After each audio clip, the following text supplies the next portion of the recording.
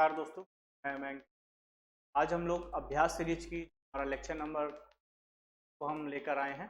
Lecture number जो 2 था, मुझे विशेष कार्य से बाहर जाना पड़ा, तो उस कारण से मैं कर पाया था, तो मेरे जो सही था।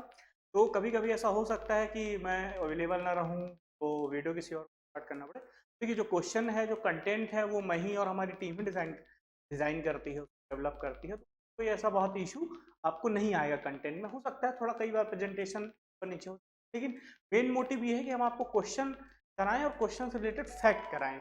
जब भी आपको एक वीडियो किसी के माध्यम से मिले, तो आप इसको अपना, इससे जितना आप 100% इससे ले सकते हैं, आप उससे लेने की कोशिश करें। तो ठीक है, तो आज हम जो लेक्चर नंबर 3 है, इसमें हम मेनली सीखेंगे जो हमारे साहित्यकार हैं, जो हमारे पर्व हैं, नृत्य हैं, जनजातियों संबंधित, और जो रचनाएं हैं साहित्यकारों की। देखिए, इससे जरूर क्वेश्चन आता है हमेशा। साहित्यकार, उससे रचना, एक या दो प्रश्न आपको मिलेगी, एक आध समारोह पूछ लिया जाएगा, एक आध नृत्य या मतलब पर्व पूछ लिया जाएगा। तो ये ऐसे सेक्शन है आर्ट एंड कल्चर के जो एमपी से पूछे गए हैं। तो इस लेक्चर, आज जो लेक्चर नंबर 3 है, इसके बाद आपका आर्ट एंड कल्चर एमपी का पूरा लगभग यूनिट 1 खत्म हो जाएगा, जिसमें हम टोटल 150 क्वेश्चन डिस्कस किए हैं, और 150 क्वेश्चन के रिलेटेड हमने लगभग 300 से 400 फैक्ट जान लिए हैं। काफी हो। और ऐसा कई बार होता है कि जैसे हमने एक समारोह पूछ लिया, कालिदास समारोह, तो आपको ये सेंस मिल जाना चाहिए कालिदास समारोह तो कहाँ होता है, कब से शुरू हुआ, वो ठीक है, लेकिन इससे रिलेटेड जितने समारोह हैं वो हमको ऑटोमेटिक पता हो जाने चाहिए, खुद उसको कर लें। तो ऐसा आपको प्रिपेयर करके इस चीज को चलना है। तो सबसे पहले हम देखते हैं आज का जो क्वेश्चन नंबर 1 है, रतन्ना। आपने सुना होगा जो रतन्ना त्योहार है, ये किसके द्वारा, मतलब जो कई बार ऐसा पूछ लेता है कि जो त्योहार है या जो पर्व है, वो किस जनजाति से संबंधित। ये आपको दोनों जगह क्वेश्चन, मतलब ये 2 सेक्शन का क्वेश्चन हो गया। एक तो आर्ट एंड कल्चर का क्वेश्चन है ही, ठीक है। दूसरा ये ट्राइबल के जो ट्राइबल वाला सेक्शन है, उसका भी क्वेश्चन है, ठीक है। तो ऐसे क्वेश्चन पूछने की संभावना उनकी ज्यादा होती है। पीएससी जो क्वेश्चन पूछता है, वो ऐसा क्वेश्चन उठाता है कि एक क्वेश्चन से वो दोनों चीज पूछ ले, ज्यादा चीज। उसने आपसे रतन्ना भी पूछ लिया कि आपको ये पर्व पता है कि नहीं, और ये भी जान लेगा कि किस से संबंधित है, किस जनजाति से संबंधित है, ये भी जान लेगा। तो पीएससी इस प्रकार के ट्रिकी और थोड़ा सा मतलब दिमाग वाले प्रश्न पूछता है। तो आइए हम देखते हैं कि रतन्ना त्योहार किस जनजाति का है। तो जो रतन्ना त्योहार है, वो बैगा जनजाति का होता है, ठीक है। तो आप इस प्रकार से जो विभिन्न विभिन्न जनजाति हैं, उनके जो प्रमुख पर्व हैं, उनको स्पेशली प्रिपेयर कर लें, इससे एक प्रश्न आने की संभावना बिल्कुल श्योर रहती है, ठीक है। अब है एक अख्तीज। अख्तीज होता है मतलब अक्षय तृतीया, एक समझ सकते हैं। अक्षय जो तृतीया होती है, हमारे जो जो हिंदू, हमारा जो कैलेंडर है, जो हमारा एक चैत्र वैशाख, वो सारी चीज पक्ष, कृष्ण पक्ष में डिवाइड किया गया है, उसमें एक त्योहार मनाया जाता है अख्तीज। अख्तीज कब मनाया जाता है? चैत्र की पूर्णिमा में, वैशाख शुक्ल की पूर्णिमा में, अगहन माह की पूर्णिमा में, या कार्तिक मास की अमावस्या में। इसका जो राइट आंसर है वो है वैशाख शुक्ल तृतीया में, ठीक है। तो कुछ क्वेश्चन ऐसे होते हैं जिसमें बहुत ज्यादा दिमाग लगाने की जरूरत नहीं, आपको सिंपल से याद करना है कि अक्षय तृतीया कब होती है। देखिए, अब इसमें कॉमन सेंस भी अगर आप यूज करना चाहें, तो कॉमन सेंस ये यूज कर सकते हैं। यहाँ पर आप देखिए कि आपको यहाँ पर सिर्फ एक ही आंसर है जहाँ पे तृतीया लिखा है, और तीज, तीज मतलब एक साउंड कर रहा है ना कि तीज, तीजा और तृतीय। तो आप इस प्रकार का कुछ लॉजिक भी यूज कर सकते हैं अगर आपसे कोई प्रश्न नहीं आ रहे हैं तो, ठीक है। अब बात करते हैं कालिदास समारोह का आयोजन स्थल कौन है। देखिए, इस प्रकार के जो बहुत सारे साहित्यकार हैं, उनसे रिलेटेड जो है त्योहार मनाए जाते हैं, समारोह मनाए जाते हैं। ये समारोह को मनाने का जो उद्देश्य होता है, वो होता है उनकी स्मृति से संबंधित उनके कार्यक्रमों को करना, ठीक है। तो जो कालिदास समारोह है, वो कहाँ मनाया जाता है? ये आपको पता होगा, कालिदास समारोह उज्जैन में मनाया जाता है, ठीक है। और उज्जैन में जो मनाया जाता है, इसका जो प्रारंभ हुआ था, वो 1958 से इसको बनाना प्रारंभ किया गया था, ठीक है। तो ऐसे जितने समारोह हैं, जितने समारोह हैं,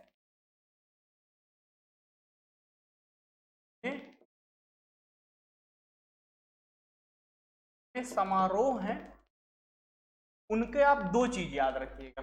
एक तो प्रारंभ, जैसे कालिदास समारोह का प्रारंभ हमने लिख दिया 1958, और स्थल कहाँ मनाया जाता है। तो अधिकांश जगह कॉमन सेंस ये होता है कि जो उनका आयोजन स्थल होता है, वो उनकी जन्म स्थली से ही होता है, जो उनका जन्म स्थान होगा वहां से होगा, ठीक है। या फिर नहीं होगा, बहुत होगा तो जो उनकी कर्म भूमि रही हो वहां से होता है। इस प्रकार से अगर आपको किसी का नहीं भी पता है ना, तो आप एक कॉमन सेंस लगा के कि मान लेते हैं कि कालिदास समारोह है तो ये उज्जैन से रिलेटेड थे, वहां पर विक्रमादित्य के दरबार में थे, तो ऐसा कुछ आप लॉजिक भी लगा सकते हैं अगर आपको नहीं पता है तो। ठीक है, आइए देखते हैं नेक्स्ट क्वेश्चन। तो जो नेक्स्ट क्वेश्चन है, पद्माकर समारोह का आयोजन स्थल कहाँ है। ठीक है, तो आपको ये पता होगा कि पद्माकर जो समारोह है वो कहाँ मनाया जाता है, तो सागर, भोपाल, श्योपुर, उज्जैन। तो उसका जो राइट आंसर है वो है सागर। ठीक है, ये चीज ये रहा। अब वही चीज है, इसका आपको डेट भी याद रखना है कि ये कब मनाया जाता है। इस प्रारंभ कब हुआ, तो 1982। तो आपको जो हर समारोह है, मैं फिर से एक बार मैं बता देता हूं आपको, समारोह में सिर्फ 2 चीजें याद करनी हो। देखिए, एक प्रश्न इससे आ ही जाता है और ये बहुत ही इजी प्रश्न होता है। आप देखिए, एक एक प्रश्न से आपका सिलेक्शन डिसाइड हो रहा है, तो आपको एक प्रश्न के महत्व को हमेशा ध्यान में रखना पड़ेगा। तो समारोह से मैं फिर आपको बता दूं कि सिर्फ आपको सिर्फ 2 ही चीजें पढ़नी है। क्या? एक तो इसका प्रारंभ और आयोजन स्थल। अब आयोजन स्थल में मैंने 2 बता दिया कि आपको कॉमन सेंस, अगर आपको आयोजन स्थल आपको याद है तो बहुत अच्छा है, नहीं याद है, अगर आपको गेस करना है, कैलकुलेटेड गेस करना है, तो आप कोशिश करें उनके जन्म स्थल को मैक्सिमम टाइम या फिर उसके कर्म स्थली को ही अपना आंसर चूज करें। ठीक है, अब बात करते हैं बालकृष्ण शर्मा नवीन समारोह कहाँ मनाया जाता है। तो बालकृष्ण शर्मा नवीन जो समारोह है वो मनाया जाता है आपके शाजापुर में। ठीक है, देखिए इसमें कुछ बुक्स में अलग मिलता है, कुछ में अलग मिलता है, समानता इसका उत्तर यही माना जाता है। लेकिन पीएससी कई बार जब आप ऑब्जेक्शन लगाते हैं तो ये क्वेश्चन को पीएससी क्या करता है, उसको हटा देता है। तो आपको याद ये रखना है कि बालकृष्ण शर्मा नवीन समारोह है, बालकृष्ण शर्मा नवीन जो समारोह है वो आपके जबलपुर में मनाया जाता है। देखिए, अगर सिंपल सा प्रश्न आया है तो आपको तो यही लगाना है, क्योंकि ये सबसे ज्यादा मान उत्तर शाजापुर ही है। ठीक है, लेकिन इसमें भी आपको अगर कभी कंफ्यूजन हो उसके लिए मैं आपको बता रहा हूं, और अगर ये प्रश्न आ जाता है तो पीएससी समानता इसके अगर आप साक्ष्य दे देंगे कि ऐसा ये नहीं है वो नहीं है, तो अब पीएससी इसको हटा देता है। दूसरा एक समारोह होता है जिसे हम कहते हैं बालकृष्ण शर्मा नवीन। यहां पर एक वर्ड आ जाता है स्मृति समारोह, बालकृष्ण शर्मा नवीन स्मृति समारोह। तो स्मृति जहां पर आ जाएगी वो कहां पर होता है, शाजापुर में होता है। ठीक है, मैं फिर आपको बता रहा हूं, आपको यहां पर कंफ्यूज होने की जरूरत नहीं है। आपको अगर बाल ऑप्शन में सिर्फ शाजापुर है तो शाजापुर ही लगाना है, आपको बहुत ज्यादा इस जबलपुर और इसमें कंफ्यूज नहीं होना है शाजापुर में। ठीक है, आपको सिर्फ मैंने समझाने के लिए किया कि कई लोगों को डाउट रहता है कि एक्चुअली में ये समारोह होता कहाँ है। तो मैं फिर से बता दूं कि जहां पर बालकृष्ण शर्मा नवीन स्मृति समारोह आ जाएगा वो शाजापुर में ही होता है। लेकिन आप इस डाउट में, ये सिर्फ जो था ये डाउट दूर करने के लिए आपके लिए था। आपका आंसर बालकृष्ण शर्मा नवीन शाजापुर ही आपका आंसर होना चाहिए, जब तक जबलपुर उसका उत्तर नहीं है। अगर जबलपुर भी विकल्प में दिया है तो संभावना है कि प्रश्न फिर हट जाते हैं। अब इस प्रकार के जो डिबेट वाले क्वेश्चन होते हैं जिसमें डाउट होता है या वो हटा देती है पीएससी। ठीक है, अब बात करते हैं जनजाति फिल्म समारोह कहाँ मनाया जाता है। जनजाति फिल्म समारोह कहाँ मनाया जाता है, तो ये कॉमन सेंस अगर यूज करेंगे कि जो फिल्म समारोह, देखिए इसमें पीएससी क्या कर सकता है, आपसे क्या करेगा, जैसे जनजाति फिल्म समारोह है ना, यहाँ पे 2 वर्ड इंपॉर्टेंट है, जनजाति और फिल्म। तो आपको क्या करेगा, एक महानगर इंदौर दे देगा, बाकी आपको कुछ जनजाति बहुल जिले दे देगा, अलीराजपुर, अनूपपुर, डिंडौरी, ऐसे जिले दे देगा आपको कंफ्यूज करने के लिए।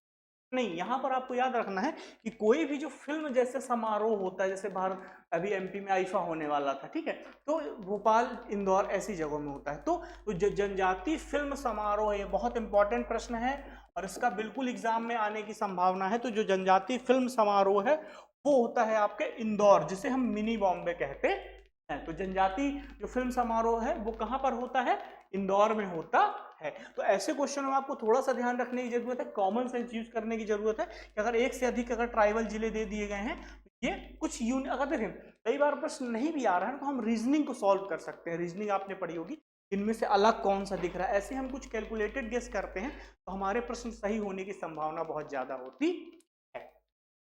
अब बात करते हैं अगला मेला, जो अगला है, तो जो ये प्रश्न है कालू जी का मेला, कालू जी महाराज का मेला कहाँ लगता है। तो कालू, देखिए मेलों से, मेले की मैं बता रहा हूं, मेला से एक क्वेश्चन आपको एग्जाम में 100% मिलने वाला है।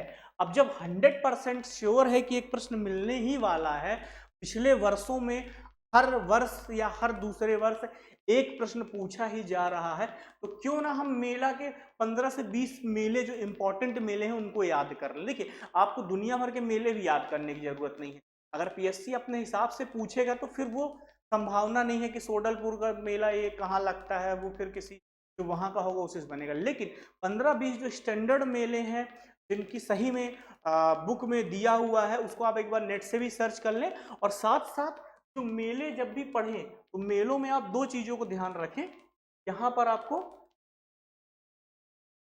एक तो जिला भी याद करना है, अगर वो फेमस स्थान है तो उसका जिले का जो स्थान है जिसे हम मान लेते हैं तहसील कह लें, उसको भी इंपॉर्टेंट जो मेले हैं उनका तो एटलीस्ट आप याद ही करके रखिएगा, ठीक है। तो जो कालू जी महाराज का मेला है वो कहाँ होता है, खरगोन में होता है, ठीक है। और जो सिंगा जी महाराज का मेला कहाँ होता है, वो खंडवा में होता है। तो आप इसमें कंफ्यूज मत होइएगा, सिंगा जी खंडवा, ठीक। अब बात करते हैं मठ घोगरा का मेला।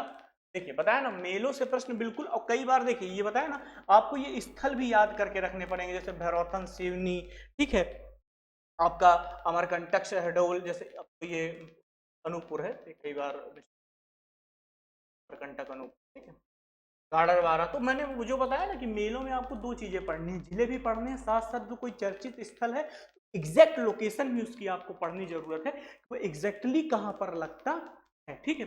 तो ये जो है, जो ये है कि भैरवथान सिवनी में लगता है मठ घोगरा का मेला, ठीक है। तो आप ऐसे करके जितने भी मेले हैं उनको पूरे को याद कर लीजिएगा, और जिले के साथ साथ उनके जो स्थल है, जो उनकी पिन पॉइंट लोकेशन है, उसको भी याद करने का कोशिश करिए।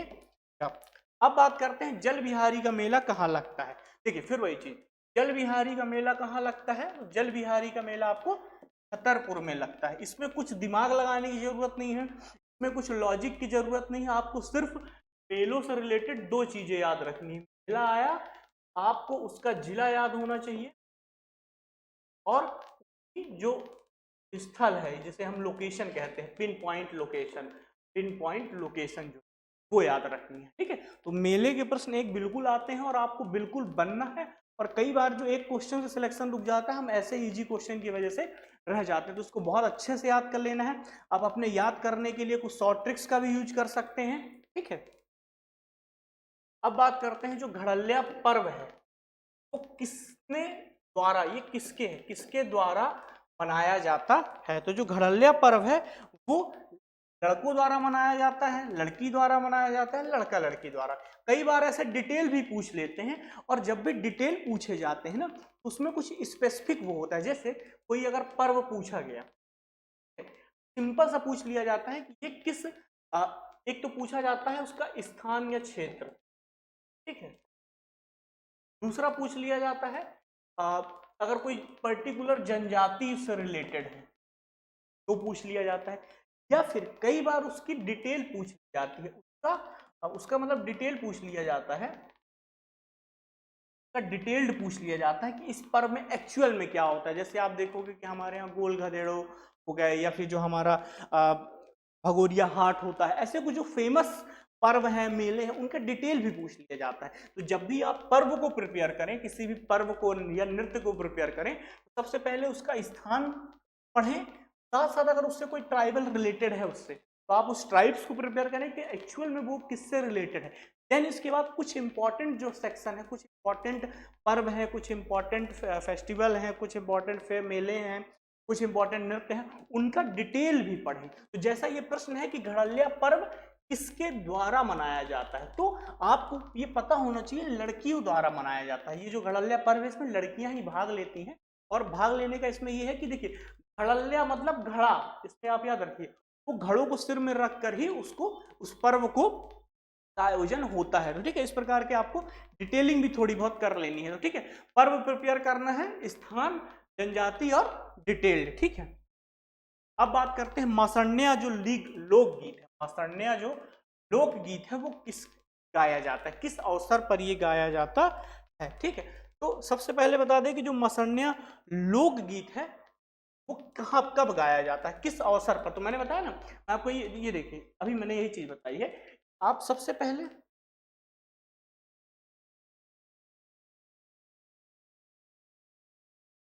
पहले हमने स्थान क्षेत्र देखना है किसी का भी, देन इसके बाद जनजाति देखनी है, थोड़ा सा डिटेल देखना है। तो देखिए, जो नेक्स्ट क्वेश्चन है ना, जिसके अभी हम डिस्कशन कर रहे थे, नेक्स्ट क्वेश्चन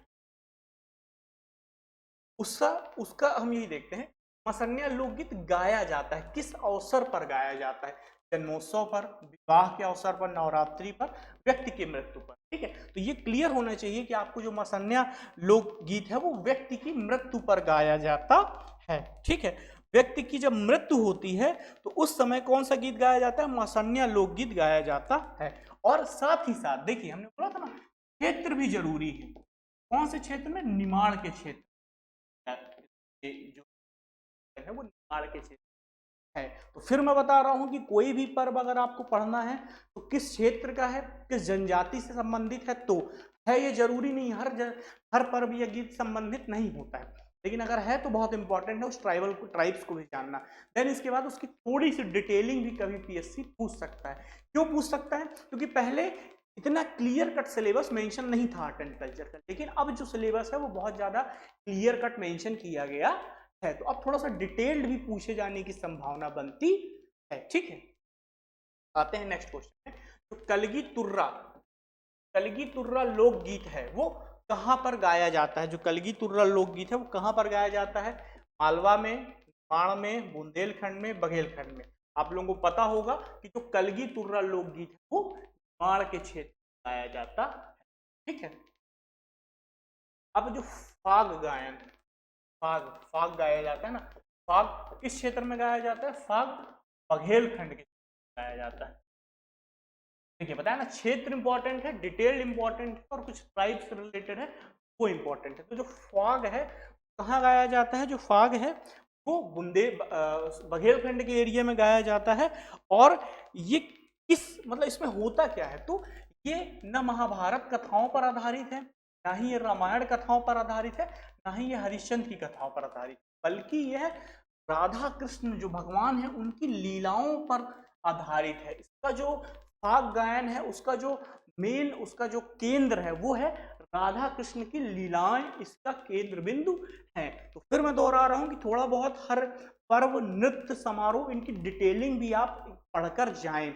अभी हम क्या करते हैं, सिर्फ स्थल पढ़ के जाते हैं, आपको थोड़ा सा भी डिटेल पढ़ने की जरूरत है। ठीक है, तो अभी पर्याप्त समय है, आप लोग चाहें तो इसका डिटेल भी पढ़ सकते हैं। ठीक है, अब बात करते हैं हीड़ गायन प्रचलित है। तो देखिए यहां पर क्या पूछा गया है, स्थल पूछा गया। लास्ट क्वेश्चन में क्या पूछा गया था, डिटेल्ड इंफॉर्मेशन है ना, डिटेल्ड इंफॉर्मेशन। तो जो हीड़ गायन है वो किस क्षेत्र से प्रचलित है, तो जो हीड़ गायन है वो ना बुंदेलखंड से प्रचलित है, ना बघेलखंड से, ना निमाड़ से। ये जो प्रचलित है ये मालवा से प्रचलित। और जो हीड़ गायन है वो अहीर जाति के लोगों द्वारा ज्यादा इसको गाया जाता है। तो कई बार बताया ना आपको, डिटेल भी जान के चलना है। अहीर जाति के लोगों द्वारा इस जो गायन है, ये जो हीड़ गायन है, इसका प्रचलन मालवा के जो अहीर जाति के जो लोग हैं, जो पशुओं से संबंधित कार्य करते हैं, उनसे रिलेटेड है। आपको डिटेल भी पढ़कर जाना है। मैं फिर बार बार आप लोगों से यही गुजारिश कर रहा हूं। अब बात करते हैं भरथरी गायन किस संप्रदाय के लोगों द्वारा गाया जाता है।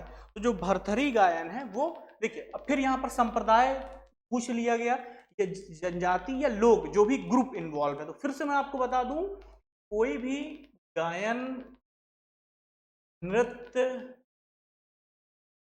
पर्व, चित्र, स्थापत्य, ये सारी चीजें, इसमें आपको सिर्फ 3 चीज जानना है। पहला, स्थान किस क्षेत्र में प्रचलित है, किस समुदाय द्वारा या किस समुदाय से संबंधित है, इसका थोड़ा सा डिटेल्ड नॉलेज, ठीक है। सारी चीज ये जो है भरथरी गायन है वो नाथ संप्रदाय के लोगों द्वारा गाया जाता है, और ये जो है ये मालवा के क्षेत्र में प्रचलित था, ठीक है। बिरहा गायन, बिरहा गायन है, देखिए आप अपनी अपनी ट्रिक बना सकते हैं, आप ऐसे याद कर सकते हैं कि जो मालवा के एक साथ याद कर लें, माड़ के एक साथ याद कर लें, बुंदेलखंड के अलग एक साथ याद कर लें, और बघेलखंड के एक साथ याद कर लें, ठीक है। आप ऐसा अलग कैटेगराइज करके इसको और इसका डिटेल्ड मतलब वो एक ट्रिक बना सकते हैं कि आपको कैसे याद करना है, तो ये कर सकते हैं। जो बिरहा गायन है वो किस क्षेत्र से संबंधित है, तो वो बघेलखंड के क्षेत्र से संबंधित है, ठीक है। आपको याद रखना है, ठीक है। इसमें बहुत किसी का डिटेल हर चीज का भी डिटेल पढ़ने की जरूरत नहीं, टाइम की एक लिमिटेशन है और साथ साथ आपकी मेमोरी की भी एक लिमिटेशन। आप कोशिश ये कीजिए कि वो सिर्फ आप इंपॉर्टेंट चीजों पर ही फोकस कीजिए, जो प्रश्न बार बार पूछे जाते हैं उनकी डिटेल जानने की कोशिश। जब हर किसी मतलब सैकड़ों नृत्य हैं, सैकड़ों वो हैं, तो आप हर किसी का डिटेल भी नहीं पढ़ सकते हैं, तो उसी का डिटेल पढ़ें जो इंपॉर्टेंट हो, ठीक है। आप देखते हैं बसदेवा गायन, बसदेवा गायन किस कथा से संबंधित है, तो बसदेवा गायन जो है वो श्रवण कुमार की कथा से संबंधित है, ठीक है। तो यहां पर इसका क्या पूछ लिया गया, गायन का टेल्ड पूछ। अब बात करते हैं विदेशिया गायन, विदेशिया गायन इससे संबंधित है। विदेशिया गायन जो है वो जंगल व सुनसान जगहों पर गाया जाता है, तो यहां भी पूछा गया है, वो क्या पूछा गया है आपसे, विस्तृत नॉलेज ही पूछा गया है, डिटेल नॉलेज। और जो विदेशिया गायन है वो बघेलखंड के क्षेत्र में प्रचलित है, ठीक है। अब बात करते हैं प्रश्नोत्तर शैली में। देखिए प्रश्नोत्तर शैली, उसकी एक शैली होगी, किसी भी गाने की शैली क्या है, प्रश्नोत्तर शैली है, और उसको स्त्री पुरुष के मध्य गाया जाता है। तो ये कौन सा है, इसका मतलब कौन सा गायन है जो प्रश्नोत्तर शैली में गाया जाता है और स्त्री पुरुष के मध्य गाया जाता है, मतलब स्त्री पुरुष प्रश्न उत्तर के माध्यम से उस गायन को गाते हैं, तो गाना है बम्बुलिया गायन, ठीक है। तो यहाँ पर भी क्या है, डिटेल्ड ही पूछा गया, तो हमने ज्यादा कोशिश की है कि आपसे जितने पर्व नृत्य पूछे जाए उनके स्थल पूछ लिए जाए, एक डिटेल पूछ लिया जाए, और उससे रिलेटेड जो भी ग्रुप्स है, चाहे वो ट्राइबल ग्रुप्स हो या ना हो, ठीक या, ठीक है। तो ये इंपॉर्टेंट इसलिए क्योंकि आपसे प्रश्न जरूर आएंगे, मतलब 5 से 6 7 8 प्रश्न भी आपके आ सकते हैं, एटलीस्ट 10 प्रश्न भी इस कल्चर वाले एरिया से आ सकते हैं, तो कुछ डिटेल्ड भी पीएससी द्वारा पूछा जा सकता है। तो मैं बार बार इस चीज पे इसलिए बल दे रहा हूँ क्योंकि अगर कोई डिटेल आए तो आप लोग ये ना कहें कि हमने तो सिर्फ इसका सन याद किया था, हमने इसका स्थान याद किया था, इसके अंदर क्या था, नहीं, एक बार पढ़ लें, एक दो बार पढ़ लेंगे तो आपकी मेमोरी में रहेंगी चीज। अब जगदेव का पुआरा लोकगीत प्रचलित है, तो यहां पर क्या पूछ लिया गया है, ये पूछ लिया गया है आपसे ये किस क्षेत्र से संबंधित है, यहां पर आपसे क्षेत्र पूछा गया है। तो जो जगदेव का पुआरा है वो बुंदेलखंड के क्षेत्र से संबंधित है, ठीक है। तो इस प्रकार से आपको मैं फिर वही सारी चीजें है, मैं बार बार रिपीट कर रहा हूं, ठीक है।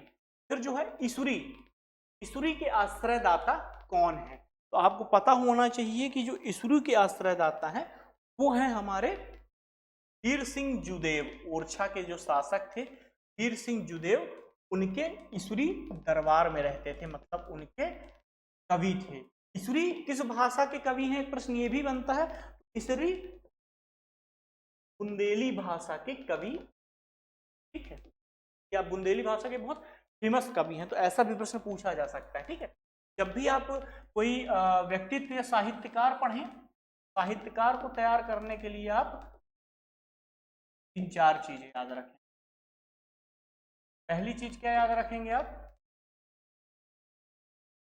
भाषा, पर्टिकुलर कोई किस भाषा से संबंधित है। दूसरा का जो आश्रय दाता है, अर्थात जो राजा है, राजा ने उपाधि दी है या किसी राजा के दरबार में वो रहते थे, तो वो।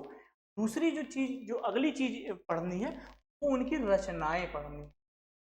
तो आप अगर इन तीन चीजों को, इन तीन डायमेंशन को किसी भी साहित्यकार या किसी भी कवि, मतलब कोई भी जो साहित्य से संबंधित व्यक्ति है, उसका अगर आप इन तीन पर्सपेक्टिव में उसको पढ़ेंगे तो आपका ये साहित्यकार से प्रश्न बाहर नहीं जाएगा। सर्वप्रथम वो किस भाषा या बोली से संबंधित है,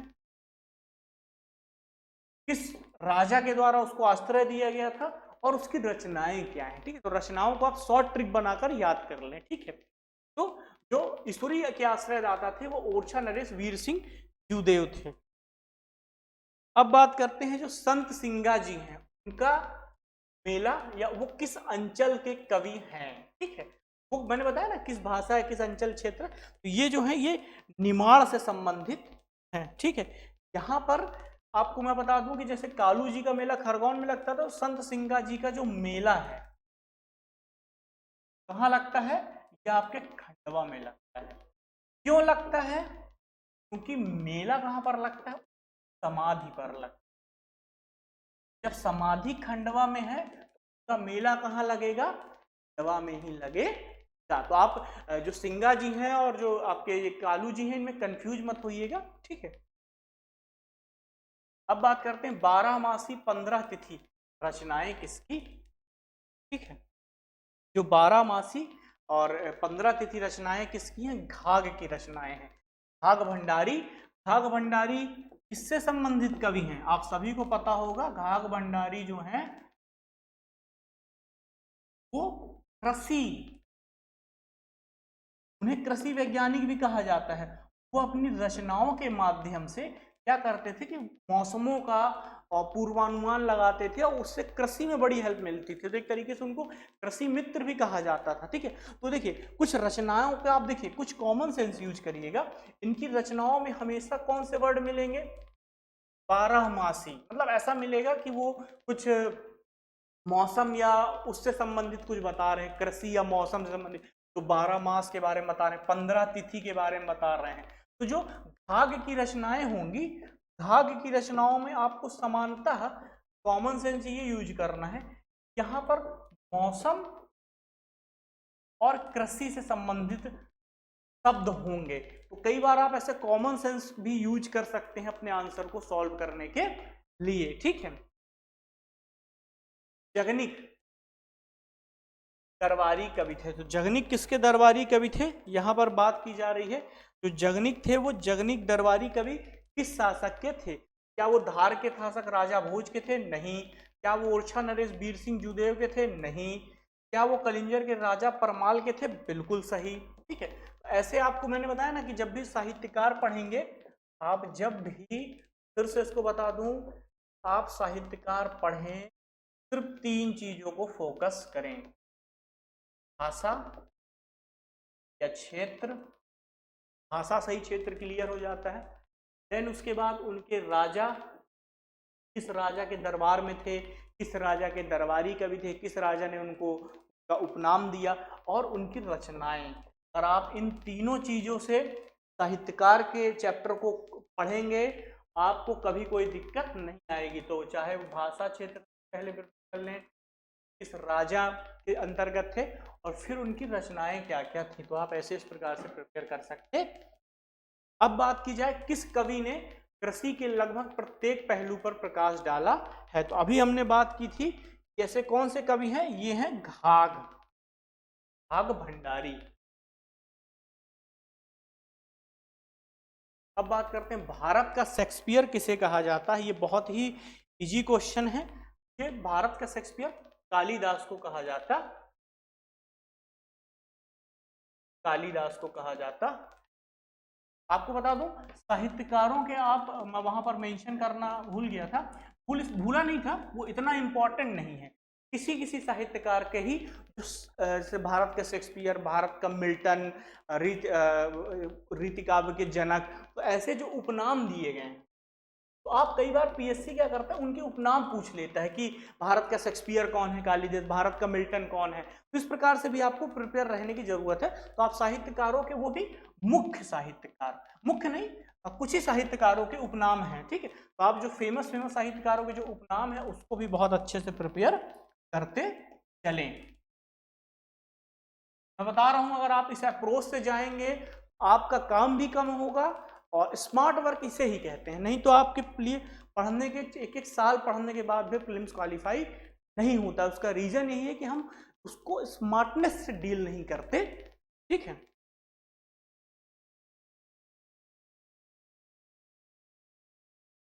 अब चलते हैं अगला। तो निम्न में से खंड काव्य है। देखिए कालिदास की बहुत सारी रचनाएं हैं, कुछ महाकाव्य हैं, कुछ खंड काव्य हैं। तो आपको ये जानना है कि कौन सा महाकाव्य है और कौन सा खंड काव्य है। तो जो मेघदूतम है वो क्या है, खंड काव्य है। बाकी सब ये क्या है, महाकाव्य हैं, ठीक है। अब बात करते हैं जो कालिदास थे वो किसके दरबारी थे। देखिए वही बात आ गई ना, मैंने क्या बोला था, जो साहित्यकार है उसके आपको संबंधित राजा जिन्होंने उसको आश्रय दिया, जिन्होंने उसको अपने दरबार में रखा, उसका नाम भी आपको याद रखना जरूरी है। तो जो कालिदास थे वो चंद्रगुप्त द्वितीय के दरबार में, ठीक है।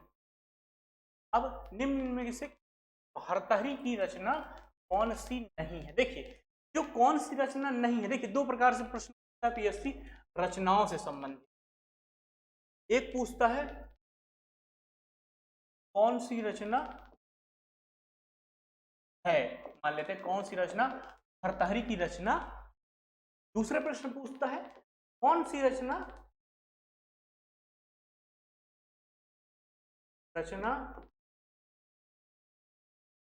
भर्तृहरि की नहीं है। तो ज्यादातर जो डिफिकल्ट क्वेश्चन है वो, देखिए इसमें पीएससी क्या कर रहा है, डायरेक्ट अगर वो रचना पूछ रहा है वो आपसे सिर्फ एक फैक्ट पूछ रहा है ना, सिर्फ एक फैक्ट पूछ पा रहा है पर्टिकुलर। लेकिन आपसे वो अगर कौन सी रचना नहीं है तो वहां पर वो आपसे 3 फैक्ट पूछ, मतलब पूछ तो 4 रहा है लेकिन आपसे वो 3 फैक्ट ऐसे भी जानने की वो करता है। इसमें क्या है, अगर आपको सही आंसर पता है तो आप बता देंगे कि हाँ ये है, लेकिन अगर आपको नहीं पता है तो आपको फाइंड करना पड़ेगा कि अगर ये तो नहीं है, ये तो नहीं है, ये तो नहीं। इस प्रकार से पीएससी नहीं वाले प्रश्न भी देख लेता है, पूछ लेता है। तो आपको देखना ये है, यहां पर हमें 2 चीजों का ध्यान रखना जरूरी है। सबसे पहले क्वेश्चन में जो नहीं है बहुत इंपॉर्टेंट देना है, मतलब उसको बहुत अच्छे से देखना है। हम क्या करते हैं, क्वेश्चन को देखते ही नहीं, भर्तृहरि देखा, जो ऊपर रचना मिली श्रृंगार शतक उसको लगा दिया, ठीक है। यहाँ पर आपको ये भी एक कॉमन सेंस यूज करना है, थोड़ा सा अटेंटिव रहना है वहां पर, ठीक है। ये हम कब कर पाएंगे, जब हमारी प्रिपरेशन बहुत अच्छी होगी, हम कूल माइंड से एग्जाम हॉल में जाएं, ठीक है। तो जो भर्तृहरि की रचनाएं हैं, तो जो भर्तृहरि की रचना कौन सी नहीं है, जो श्रृंगार शतक इनकी रचना, नीति शतक इनकी रचना, वैराग शतक है, मालती माधव इनकी रचना नहीं है। भर्तृहरि की जन्म स्थिति कहां पर है, तो देखिए मैंने बोला ना आपसे स्थान पूछ लेगा कि वो कहां से संबंधित है। तो जो भर्तृहरि है वो उज्जैन से संबंधित है, और उज्जैन के राजा विक्रमादित्य के भाई हैं। यहीं पर आपको भर्तृहरि की गुफाएं भी यहीं पर मिलेंगी, ठीक है। तो इस प्रकार से प्रश्न आप तैयार कर सकते हैं कि संबंधित स्थल कौन है। अब देखिए फिर उपनाम पे प्रश्न आ गया, भारत का मिल्टन कौन है। भारत का मिल्टन किसे कहा जाता है, भारत का मिल्टन कहा जाता है भवभूति को, ठीक है। भवभूति, देखिए मैंने क्या बोला कि यहाँ पे जो प्रश्न है वो किससे संबंधित है, वो प्रश्न जो है उपनाम से संबंधित। जो भवभूति थे वो किसके दरबार में थे, तो कन्नौज के शासक यशोवर्धन के दरबारी कवि थे, ठीक है।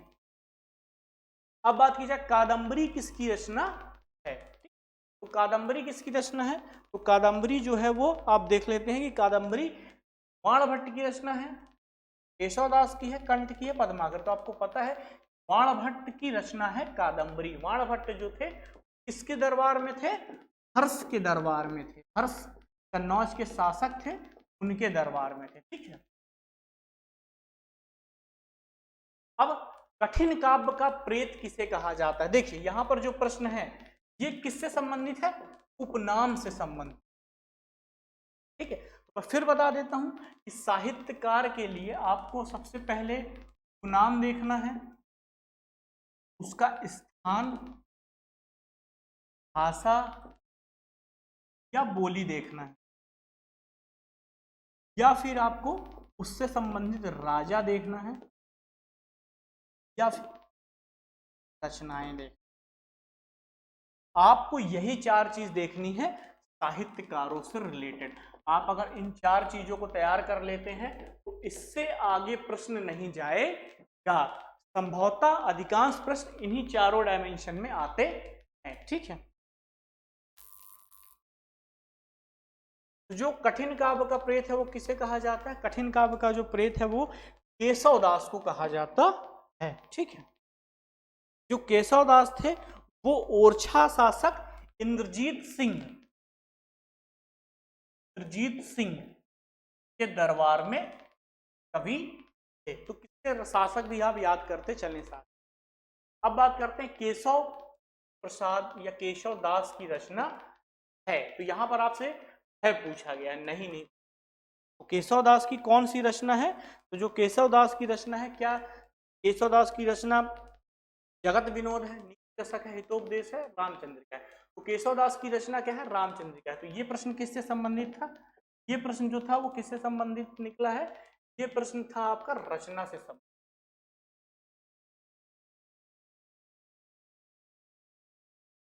अब बात करते हैं अलीजा प्रकाश की रचना है पद्माकर की, किस राजा से संबंधित है? अलीजा है, अलीजा प्रकाश पद्माकर की जो रचना, देखिए यहां पर 2 प्रश्न पूछ लिया गया, यहां पर रचना भी पूछ ली गई है और ये भी पूछ ली। अलीजा जो पद्माकर की रचना है, तो पद्माकर किस राजा से संबंधित हैं? तो जो पद्माकर हैं वो हमारे सिंधिया शासक दौलत राव सिंधिया के दरबार में रहते थे। तो आप ऐसे शॉर्ट ट्रिक भी कर सकते हैं कि दौलत का, तो पद्माकर में भी दा आता है, दौलत में भी दा आता है। तो इस प्रकार से आपको बहुत सारे अगर सिंधिया ऑप्शन भी दे देना तो आप इजिली फाइंड कर सकते हो कि दौलत मतलब पद्माकर, दौलत राव सिंधिया। ठीक है, भूषण कवि को भूषण की उपाधि किसने? देखिए यहां पर भी जो क्वेश्चन है वो राजा से संबंधित, उपाधि किसने दी?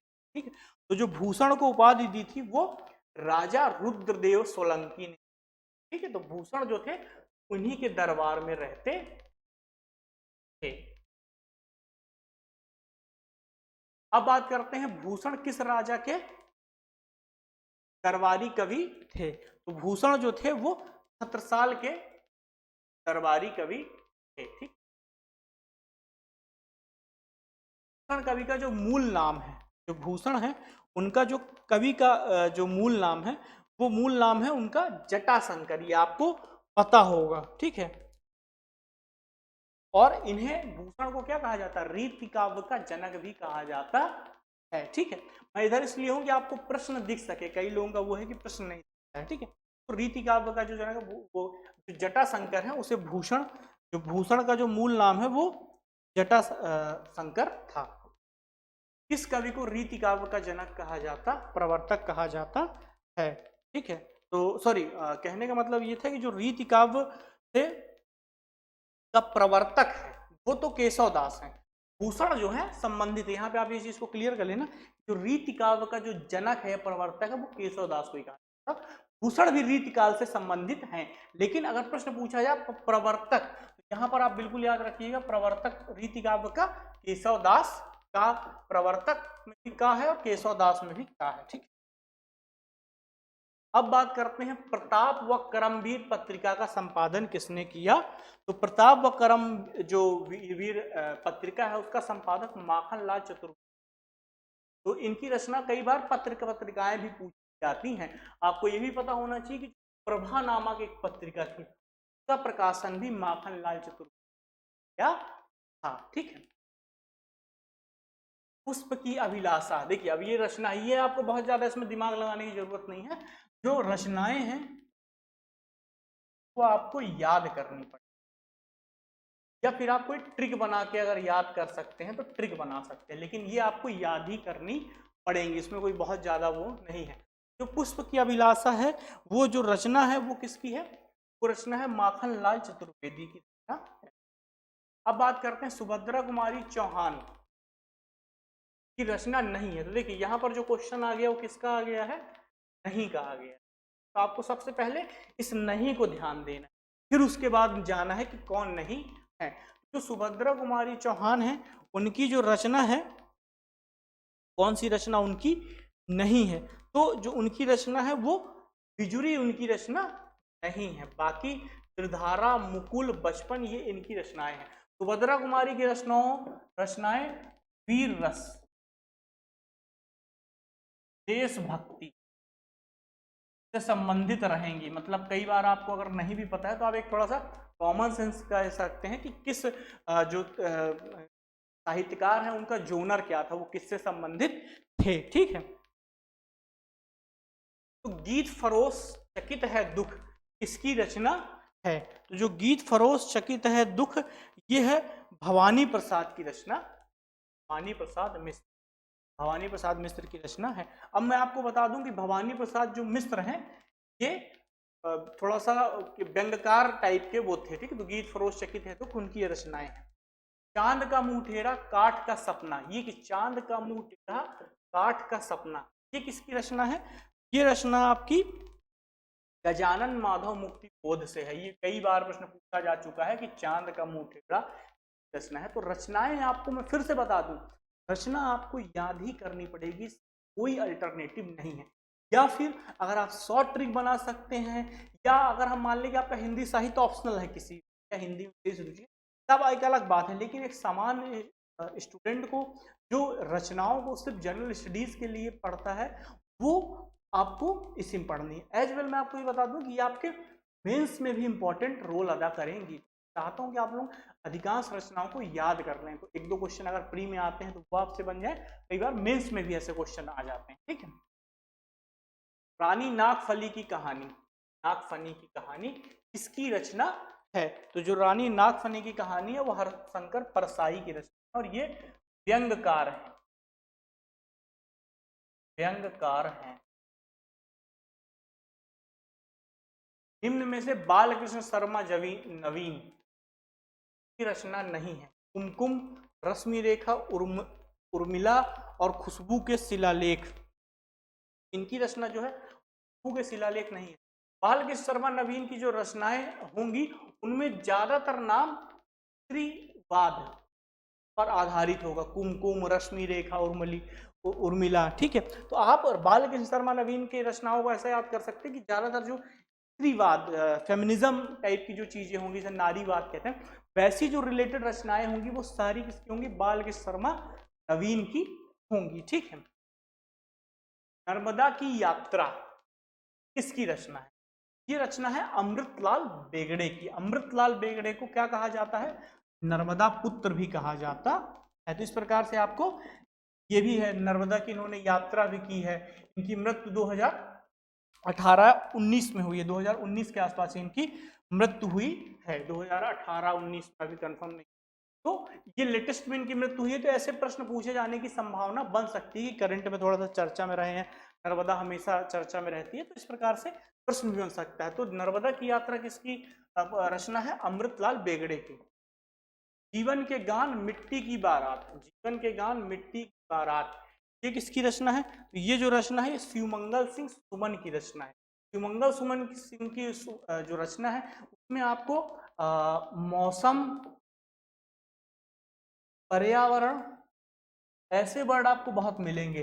जैसे हम कह सकते हैं कि जैसे इसमें मिट्टी की बारात, ठीक है, फिर आपको कुछ एग्जाम्पल हैं जैसे पर्यावरण के से संबंधित रही, जैसे प्रलय, हिमालय की गाथा। तो थोड़ा सा पर्यावरण से, भूगोल से रिलेटेड जो सारी रचनाओं के नाम मिलेंगे वो शिवमंगल सिंह सुमन के रहेंगे। ठीक है, व्यंग लेखक हैं, व्यंग लेखक इनमें से कौन है, शरद जोशी हैं। और जो शरद जोशी हैं उनका जन्म कहाँ हुआ था, उनका जन्म जो था वो उज्जैन में हुआ था,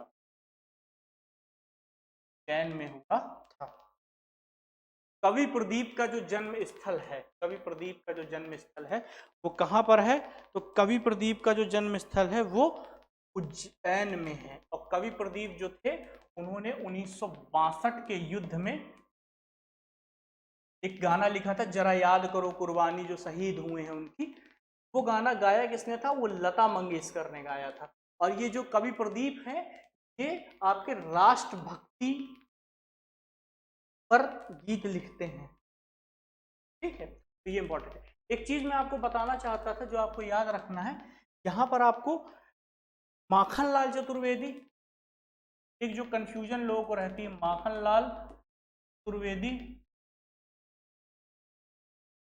भवानी प्रसाद मिश्र, भवानी प्रसाद मिश्र और हरिशंकर परसाई, हरिशंकर परसाई। ठीक है, एक दो, इन तीनों का ही जन्म कहाँ हुआ है? होशंगाबाद में हुआ। तो हमें यहां पर याद ये रखना है, कई बार वो उसका ग्राम पूछ लेते हैं या डिटेल पूछ लेते हैं, होशंगाबाद में कहा, या प्रश्न पूछ लेते हैं निम्नलिखित में से किसका जन्म होशंगाबाद में नहीं हुआ है, ये कौन होशंगाबाद से संबंधित नहीं है। तो आपको याद रखना, माखनलाल चतुर्वेदी का जन्म होशंगाबाद के बावई ग्राम में हुआ। भवानी प्रसाद मिश्र का जन्म जो था वो टिगरिया गांव में हुआ था। और जो हरिशंकर परसाई हैं उनका जन्म जमानी नामक गांव में हुआ। और ये तीनों जगह कहां पर है? ये तीनों जगह आपकी कहां पर है? ये आपकी होशंगाबाद में है। ये जो स्टूडेंट को एक कंफ्यूजन रहता है कि एक्चुअल में कहाँ होशंगाबाद, तो इसको आप अच्छे से याद कर लें, ये प्रश्न आने की संभावना बन सकती है, बहुत कंफ्यूजन वाला प्रश्न है। तो ये जो पूरा आज लेक्चर था, लेक्चर 3 था, तो लगभग 3 लेक्चर में हमने आर्ट एंड कल्चर को कवर करने का पूरा प्रयास किया है। इसमें कुछ खामियां हैं, कई बार कुछ गलत बोल दिया गया है या कुछ गलत लिखा है, बाद में उसका हम आपको एक रिव्यू डाल देंगे, सारी चीजें आपको फैक्ट रिवाइंड, जो फैक्ट को सही करके उसको डाल दिया जाएगा, जिससे किसी प्रकार के आपको गलत ना हो। और मैं ये भी कहूंगा कि अगर आपको किसी में संदेह लगता है तो आप स्वयं भी उसको इंटरनेट या किसी ऑथेंटिक बुक से, बुकों में तो वैसे आपको कई जगह गलत मिल जाएगा, तो बुक्स, इंटरनेट, हिंदी साहित्य जो ग्रंथ अकादमी है उसकी आप बुक देख सकते हैं। तो जो गलतियां हैं वो आप खुद भी देख सकते हैं, और हम हर यूनिट या हर 2 यूनिट के बाद पूरा रिव्यू डालेंगे, जो गलतियां हमसे लिखे में हुई हैं या बोलने में हुई है उसको हम यहाँ पर क्रॉस चेक करके उसको वेरीफाई करके आपके द्वारा आपके पास पहुंचा दे जाएंगे। तो आज के डिस्कशन के लिए इतना ही, मिलते हैं हम लोग यूनिट 2 में कल से। आज के लिए धन्यवाद।